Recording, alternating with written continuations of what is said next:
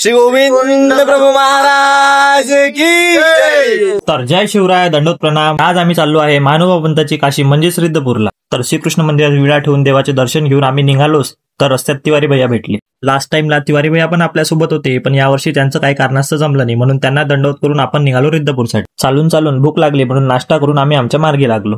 देवाचे नाव घेत आम्ही पुसदा पोहोचलो, मग पुसद्याच्या वैरागी देव मंदिरात आलो। या ठिकाणी श्री प्रभूंचे आसन स्थान, गोपाळ मूर्तीशी खेळ स्थान, आरोगणा स्थान, मर्दना मादने स्थान व वस्ती स्थान असे 5 स्थान आहे। येथील स्थानवंदन करून आम्ही निघालो गोपीनाथ बाबाच्या मंदिरात जाण्यासाठी। आणि हीच ती गोपाळ कृष्णाची मूर्त, ज्या मूर्तीसोबत श्री प्रभू बाबांनी खेळ केला होता। स्थानावर विडा अवसर करून जेवण करून बेलोरा मार्गे आम्ही निघालो रिद्धपूरसाठी। आणि उठत बसत आम्ही बेलोरा आलो।